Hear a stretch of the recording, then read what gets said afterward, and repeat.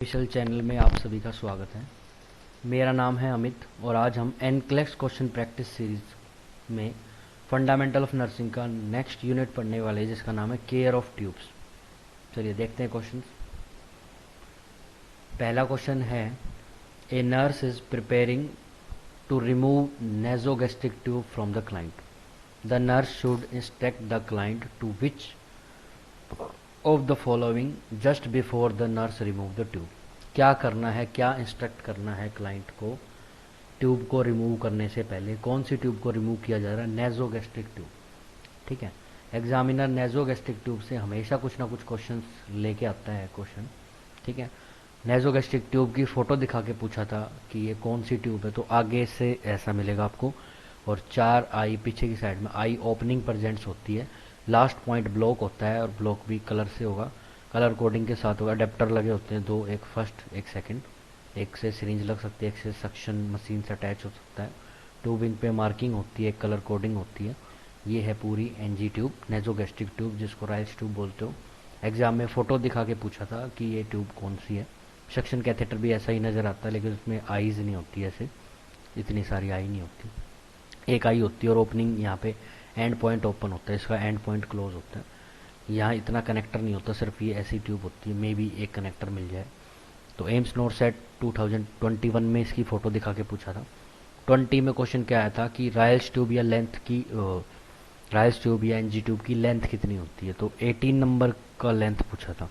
18 number, 18 French जो number है उसमें कितना ट्यूब का लेंथ हो, चाहे 18 हो चाहे 16 हो। इन बड़ी जो ट्यूब्स इनका मेजरमेंट 105 सेंटीमीटर ही रहता है। एम्स नोट सेट 2020 में आया और क्वेश्चन ये आया था कि इनको डिस्कार्ड कैसे करोगे, कौन से बैग में डिस्कार्ड होगा। तो रबड़ की बनी हुई प्लास्टिक और रबड़ की, प्लास्टिक की बनी हुई ट्यूब है, रबड़ भी नहीं है, प्लास्टिक की बनी हुई ट्यूब है, तो इसको डिस्कार्ड करोगे आप रेड कलर के बैग के अंदर। ये क्वेश्चन था।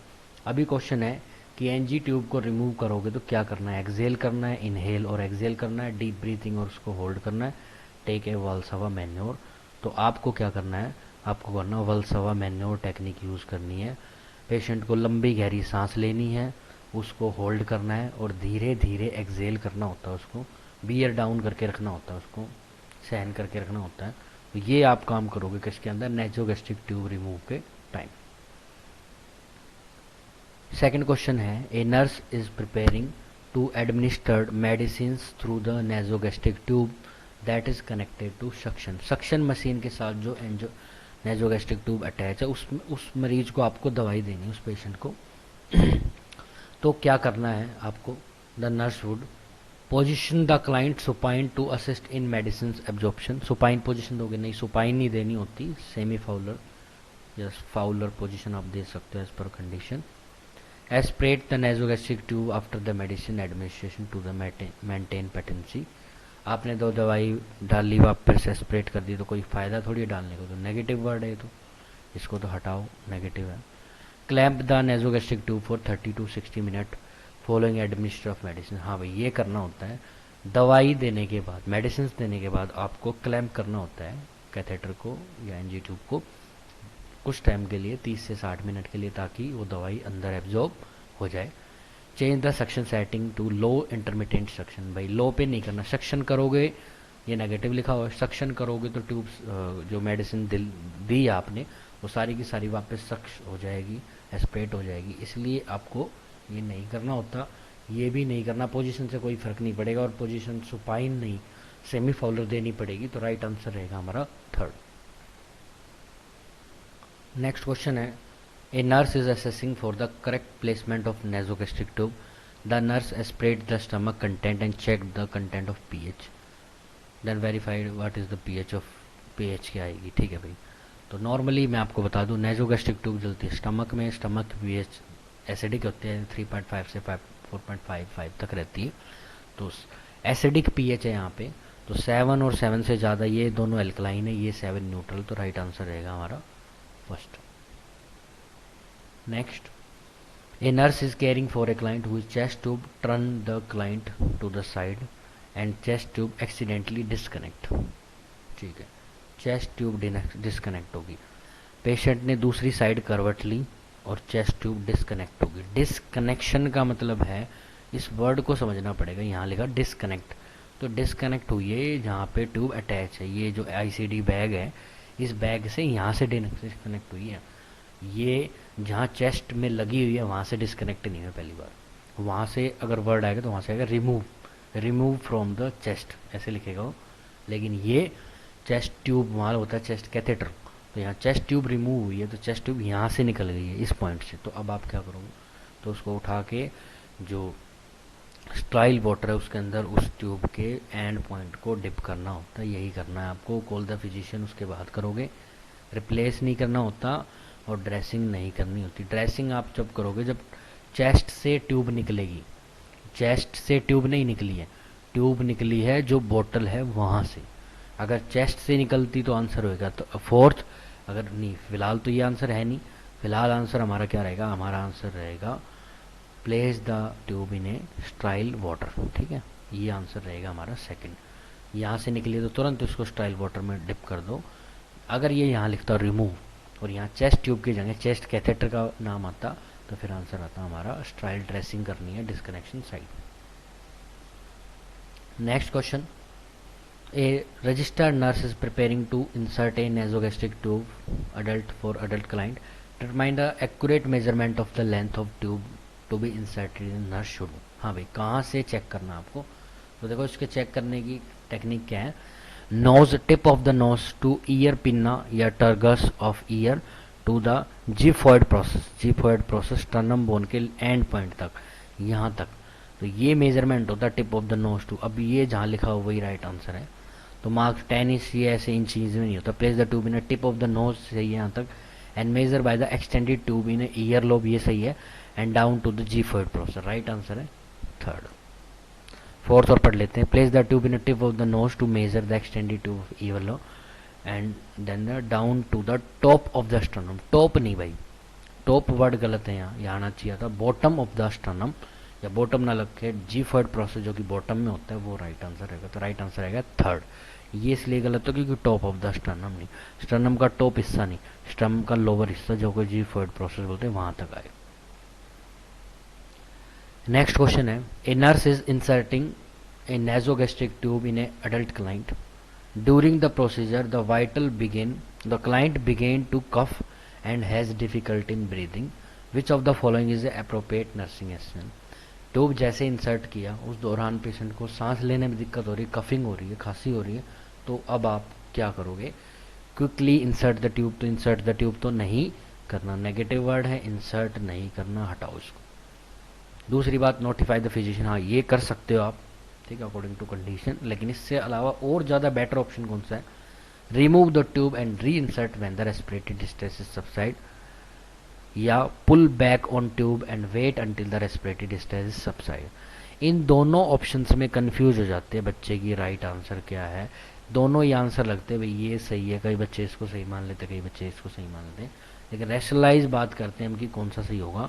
अगर डिफिकल्टी इन ब्रीथिंग हो रही है तो उस टाइम पे आप तुरंत उसको पुल बैक करो, बिल्कुल बाहर नहीं निकल, रिमूव नहीं करना, रिमूव वर्ड गलत लिखा हुआ, पूरी की पूरी ट्यूब रिमूव करने की जरूरत नहीं है, थोड़ा सा बैक पीछे खींचो, जैसे पेशेंट का रेस्पिरेटरी डिस्ट्रेस सबसाइड हो जाए उसके बाद दोबारा से इंसर्ट कर दो। तो राइट आंसर रहेगा यहाँ पे हमारा फोर्थ। हम कर देते हैं ग्रीन कलर इसको, pull back the tube, pull back करोगे, वेट करोगे, देन रेस्पिरेटरी डिस्ट्रेस जैसे सबसाइड होगा वैसे ट्यूब को वापस इंसर्ट कर दोगे। राइट आंसर रहेगा हमारा fourth. A nurse is assisting a physician with A removal of chest tube. Chest tube remove करने के दौरान आपको क्या करना है, तो चेस्ट ट्यूब रिमूव करने के दौरान वल्सवा मैन्योर टेक्निक ही आपको यूज़ करनी होती है। राइट आंसर 4 है। लंबी गहरी सांस लेनी है, उसको होल्ड करना है, बियर डाउन करना है, उसको बोलते हैं वल्सवा मैन्योर। ठीक है, ये करोगे तो जब ट्यूब को निकालते दौरान ट्यूब का इंट्राथोरेसिक चैम्बर का प्रेशर इंक्रीज रहेगा, ट्यूब के अंदर एयर जो ओपनिंग है वहाँ से कुछ एयर अंदर पुश नहीं होगी, न्यूमोथोरेक्स होने का खतरा कम हो जाएगा। तो राइट आंसर है 4।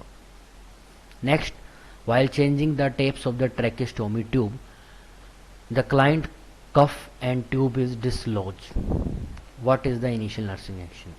ट्रैकेस्टोमी की टेप हटाने के दौरान क्या हुआ, कफ हुआ और ट्यूब डिसलॉक हो गई, तो सबसे पहले क्या करोगे, call the physician and re insert the tube, ये भी करना है, grabs the retention solution to spread out the opening, call the respiratory therapy department to reinsert, इसकी ज़रूरत नहीं पड़ेगी आपको, cover the tracheostomy side with sterile, ये बच्चे ज़्यादातर sterile dressing to prevent infection, ठीक है भाई, ये भी हो सकता है, लेकिन याद रखना अगर ऐसा हो जाए ट्रैकिस्टोमी ट्यूब रिमूव हो जाए तो आप जो सूचर लगाए उसको पकड़ के रखो ताकि ओपनिंग जो है ज़्यादा बढ़े ना, स्प्रेड ना हो, इसलिए आपको राइट आंसर रहेगा हमारा सेकंड, ठीक है। फोर्थ अभी नहीं करना है तो याद रखना, अगर ट्यूब डिसलॉज हो जाए एक्सीडेंटली तो सबसे पहले आपका ग्रैप्स करना है रिटेंशन सूचर को ताकि ओपनिंग ना हो, एज पर अकॉर्डिंग टू कंडीशन, सबसे पहले आपकी ये चॉइस है।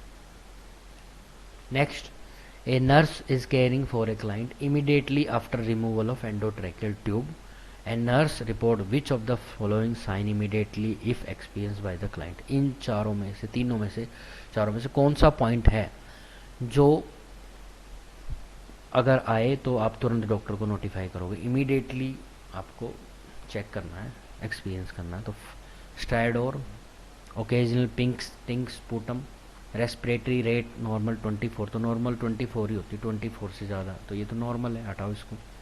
उसने पूछा है कौन सा साइन ऐसा जो एबनॉर्मल होगा जिसके लिए आप तुरंत रिपोर्ट करोगे, ठीक है। A few basilar lungs crackle, lungs crackle पे भी कर सकते हो आप, ये भी सही है।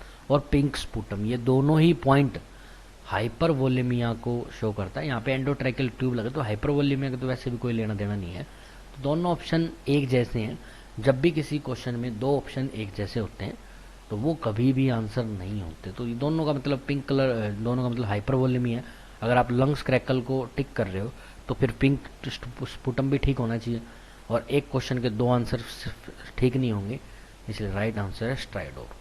स्ट्राइडोर बेसिकली क्या है, हाई पिच बहुत शार्प आवाज़ होती है जो कि ज़्यादातर ट्रैकियल एरिया पे सुनी जाती है, और ये बताता है कि एयरवे का एडिमा, एयरवे ऑब्स्ट्रक्शन, इस चीज़ को बताएगा। शार्प पैनी आवाज़ आ रही है तो एडिमा, इसका मतलब ट्यूब लगाने के बाद एडिमा हो गया है, तो इसलिए स्ट्राइडोर साउंड को आपने सुनना है और वही राइट आंसर रहेगा। Next, a nurse check the residual volume before administer bolus tube feeding to a client nasogastric tube, obtain a residual volume 150 ml। Residual volume है, अभी कितना वॉल्यूम स्टमक के अंदर प्रेजेंट है। फीडिंग करने से पहले आपको रेजिडुअल वॉल्यूम चेक करना होता है। अगर ये रेजिडुअल वॉल्यूम 100 ml से ज़्यादा है तो आपको फीडिंग नहीं करानी होती, और अगर ये रेजिडुअल वॉल्यूम 100 ml से कम है तो आप तुरंत फीडिंग करा सकते हो। तो फिलहाल 100 ml से ज़्यादा है तो होल्ड करनी होती फीडिंग, रेंज स्टिल नहीं करना, एलिवेट नहीं करना, डिस्कार्ड नहीं करना, तो राइट आंसर रहेगा हमारा फर्स्ट। तो अगर 100 ml से ज़्यादा आपको नज़र आ रहा है रेजिडुअल वॉल्यूम, वो निकाल के चेक करते हैं भाई, 50-50 ml की सीरीज से शक करके देखते हैं, 2 सीरीज भर के चेक करते कितना है, वापस रीइंसर्ट कर देंगे। तो अगर वो 100 ml से ज़्यादा है तो होल्ड करनी है फीडिंग, 100 से कम है तो आपको कराना है फीडिंग, ठीक है। Next, a nurse is caring for a client with pneumothorax, ठीक है, who had a chest tube inserted, note continuous gentle bubbling in the suction control chamber, ठीक है भाई। जब चेस्ट ट्यूब लगाते हैं, ठीक है, यहाँ फोटो नहीं अवेलेबल है, ठीक है, एक बार देखो, चेस्ट ट्यूब लगा के चेस्ट ट्यूब इंसर्ट की हुई है और सक्शन कंट्रोल चैम्बर के अंदर कंटिन्यूस बबलिंग है। सक्शन कंट्रोल चैम्बर वो चैम्बर है जो सक्शन मशीन के साथ अटैच है। जो चेस्ट ट्यूब्स की जो बोतल होती है, उस बोतल में 3 चैम्बर होते हैं, अलग अलग चैम्बर है। पहला चैम्बर जिसमें ड्रेनेज बोतल होती है, सेकंड बोतल होती है जो कि वाटर सील ड्रेनेज बोतल है जिसमें वाटर प्रेजेंट होता है, 100 ml के आसपास NS डालते हैं, और थर्ड बोतल जो सक्शन मशीन से अटैच होती है। जो सक्शन मशीन से जो अटैच बोतल होती है, क्योंकि सक्शन मशीन बार बार सक कर रही है, खींच रही है, तो बबलिंग वहाँ प्रेजेंट होती है नॉर्मली, तो नॉर्मल वहाँ बबलिंग, कंटिन्यूस बबलिंग प्रेजेंट होती है, दैट इज नॉर्मल। याद रखना, सक्शन कंट्रोल चैम्बर के अंदर कंटिन्यूस बबलिंग मिलेगी जो कि नॉर्मल, क्योंकि सक्शन मशीन खींचती रहती है तो वो सक्शन मशीन सक करती रहती है बोतल के अंदर, तो वो नॉर्मल कंडीशन है, आपको कुछ नहीं करना, दैट इज एक्सपेक्टेड फाइंडिंग। अगर ये अलग है तो फिर आंसर चेंज हो जाएगा। क्लैंप नहीं करना होता, एयर लीक को चेक नहीं करना होता, वो इसका फीचर नहीं है, वाटर सील बोतल का है। और इंक्रीज सक्शन प्रेशर नहीं करना, जितना है 25 to 30 mm ऑफ HG चलाते हैं उतना ही करना है। अगर इसकी पूरी वीडियो हम बनाएंगे आईसीडी की, इस पर पूरी चीज़ें समझ आएंगे कि कौन कौन सी बोतल में क्या चीज़ नॉर्मल है, कब एब नॉर्मल है, कब नॉर्मल है, कब कौन सी कंडीशन में क्या करोगे। हालांकि आईसीडी के क्वेश्चन यहाँ भी कई सारे देखने को मिले, लेकिन एक अलग से पूरा टॉपिक बना के इसको समझाएंगे, ठीक है। तो फिलहाल याद रखो, सक्शन कंट्रोल चैम्बर में सक्शन मशीन के साथ जो अटैच है जो चैम्बर, उस चैम्बर में बबलिंग प्रेजेंट होना नॉर्मल है। अगर ये नॉर्मल है तो आपको कुछ नहीं करना, दैट इज़ एक्सपेक्टेड फाउंडिंग, बाकी ऑप्शन गलत। तो ये आंसर फर्स्ट। अगर आपको हमारी वीडियो अच्छी लगी, समझ में आई, यहाँ तक अगर आपने देखी है तो हमारे चैनल को सब्सक्राइब करें। हमने देखा कि चैनल पे जितने ने सब्सक्राइब किया है, जो सब्सक्राइब नहीं किया है वो ज़्यादा देखते हैं वीडियो को, जिन्होंने सब्सक्राइब किया वो कम देख रहे हैं। तो ज़्यादा से जो भी आप अगर वीडियो हमारी देख रहे हो, पसंद आ रही है हमारी मेहनत, अच्छा लग रहा है, तो आप हमारे चैनल को भी साथ साथ सब्सक्राइब कर दें, ठीक है। Thank you very much.